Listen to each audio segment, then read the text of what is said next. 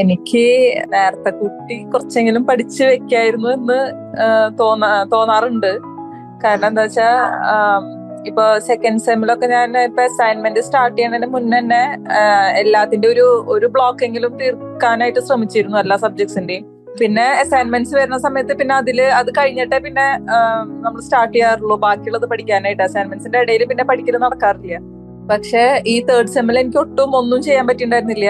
പഠിക്കല് എന്ന് പറയുന്ന സംഭവം എനിക്ക് ഒന്നും അസൈൻമെന്റ്സ് തന്നെ ഞാൻ എങ്ങനെയൊക്കെ എഴുതി വെച്ച് കുറച്ച് എന്റെ ആ ടൈമിലെ സർക്കംസ്റ്റാൻസസും അങ്ങനെയായിരുന്നു, ഹെൽത്ത് ഇഷ്യൂസും അങ്ങനെയൊക്കെ ആയിട്ട് എനിക്ക് ചെയ്യാൻ പറ്റിയിട്ടുണ്ടായിരുന്നില്ല. അപ്പൊ ഞാൻ ഇപ്രാവശ്യം പ്യുവർലി PYQ ഡിപ്പെൻഡ് ചെയ്തിട്ടാണ് എക്സാം എഴുതിയത്.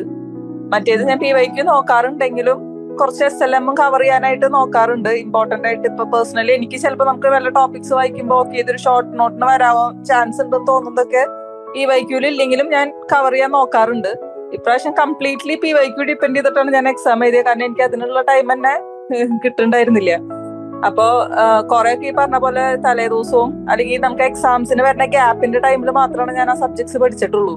ഇടയിലൊന്നും നേരത്തെ കൂട്ടി പഠിക്കലൊന്നും ഉണ്ടായിരുന്നില്ല. പക്ഷെ നേരത്തെ പഠിക്കായിരുന്നുണ്ടെങ്കിൽ ഈ എക്സാമിന്റെ തലേ ദിവസം നമുക്കൊന്ന് ഓടിച്ചു നോക്കി കഴിഞ്ഞാൽ അത് ഓർമ്മയിൽ വരുന്ന പോലെയാണെന്ന് എനിക്ക് തോന്നിയിരുന്നു ഈ തേർഡ് സെം എഴുതിയപ്പോ കമ്പാരിറ്റീവ്ലി. കാരണം സെക്കൻഡ് സെമ്മും ഫസ്റ്റ് സെമ്മും ഞാൻ അങ്ങനെ നോക്കാറുണ്ടായിരുന്നു.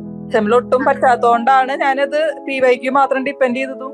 ലൈക്ക് PYQ ഡിപ്പെൻഡ് ചെയ്തുകൊണ്ട് എനിക്ക് ഇതൊന്നും ഉണ്ടായില്ല. അതില് നല്ല ഞാൻ അന്ന് മാമിന്റെ അടുത്ത് പറഞ്ഞ പോലെ എനിക്ക് PYQ തന്നെയാണ് ഒരുവിധം ക്വസ്റ്റ്യൻസ് എനിക്ക് അറ്റംപ്റ്റ് ചെയ്യാൻ പറ്റിയത്. അത് നോക്കിയത് കൊണ്ട് തന്നെയാണ്.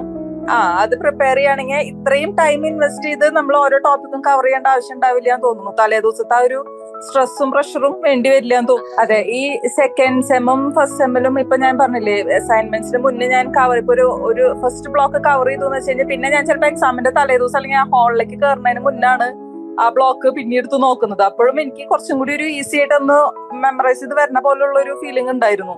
അപ്പൊ അത് കുറച്ചും കൂടി അങ്ങനെ പ്രിപ്പയർ ചെയ്യുകയാണെങ്കിൽ നല്ലതാണെന്ന് തോന്നി. പക്ഷെ തേർഡ് സെമ്മിൽ എനിക്ക് ഒട്ടും പറ്റിയിട്ടില്ല. ഈ പറഞ്ഞ പോലെ ദിവസവും അങ്ങനത്തെ ഒരു പഠിക്കൽ തന്നെയാണ് ചെയ്തിട്ടുള്ളത്.